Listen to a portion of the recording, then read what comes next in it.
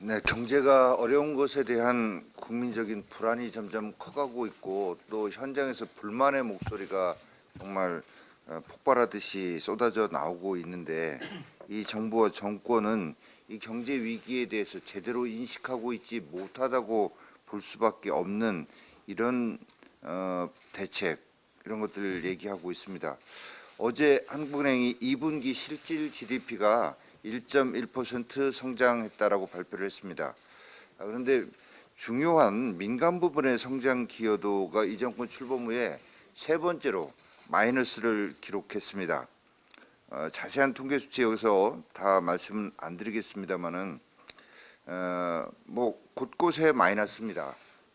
그리고 플러스로 된 부분도 예를 들면 민간 소비 0.7% 늘었다라고 자화자찬하는데 한꺼풀만 벗겨보면 국민 혈세로 늘어난 의료, 보건, 사회복지 서비스 분야에서 민간 소비가 늘었다는 것이고요.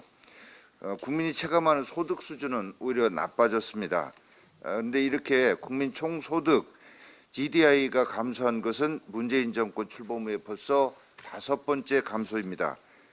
경제 전문가들은 올해 경제 성장률 하향 조정해 놓은 2.2%도 달성하기 어려울 것이라고 얘기하고 있습니다. 지난 화요일 한은 총재 역시 기재위 업무보고 과정에서 2% 아래로 내려갈 수도 있다라고 얘기한 바가 있습니다. 근본적인 경제정책의 전환만이 이 경제 위기를 극복할 수 있는 대책이 될 것이다라고 말씀드립니다.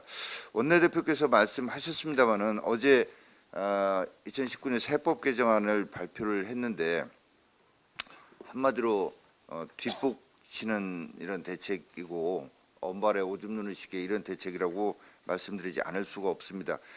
이 정권이 출범하면서 그 1년 차 때 대기업에 대한 세제 혜택 줄인다고 하면서 공제율 축소했고 R&D나 안전설비 투자 분야, 환경보전시설 분야에 대한 공제율을 일괄적으로 낮춰서 기업의 투자 의욕을 꺾어놨고 그 결과가 바로 오늘의 마이너스 경제 성장입니다. 그러자 이제 뭐 뒤늦게 나서서 투자를 촉진하겠다고 하고 있는데 내용을 들여다보면 기업의 투자 의욕을 북돋을 만한 내용이 거의 전혀 없다라고 볼 수밖에 없습니다. 도대체 어제 3대 기본 방향 등등 하면서 포장은 그럴듯하게 했는데 이런 식의 발표로 그런 정책 효과, 목적을 달성할 수 있을 것이라고 정말 생각하는지 묻지 않을 수가 없습니다.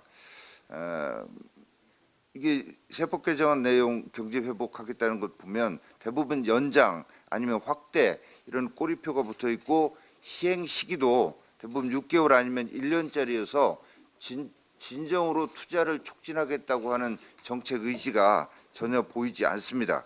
공제율 역시 마지못해 찔끔 올려주는 수준이고 이 가업 승계와 관련해서 기업인들의 요구사항, 시장의 기대치 한참 미치지 못하는 이런 수준의 얘기를 하고 있습니다. 그러면서도 국가가 안아드리겠다, 해결해드리겠다라면서 온갖 생색, 국민 세금으로 다 내고 세금 찔끔 깎아주는 이런 모양새가 담겨 있지만 이 부족해진 세수를 메우기 위해서 대기업, 고소득자를 대상으로 핀셋 증세를 하겠다고 하는데 이거는 역시 이 정권의 전매 특허인 가진 자와 못 가진 자로 국민을 편갈라서 가진 자로부터 세금을 더 걷겠다라는 이 갈라치기 수법입니다. 근데 우리 경제 성장시켜서 일자리 늘리고 그리고 소득이 늘어나게 해서 세수를 늘려야 되는 게 기본적인 방법이다라는 말씀을 드립니다. 정부가 이 세법 개정안 이런 걸 통해서 효과를 거두려면 소득이 있는 곳에 세금이 있다라는 대원칙하에 과세 대상을 넓히는 그런 방향의 조세 개혁 그리고 세입 세출 구조 조정이 이루어져야 된다라는 점을 지적하고 아울러서 이 경제 성장을 위한 구조 개혁, 노동 개혁도 병행해야 된다는 또 어찌 보면 너무나 당연한 말씀을 다시 한번 드립니다. 이상입니다.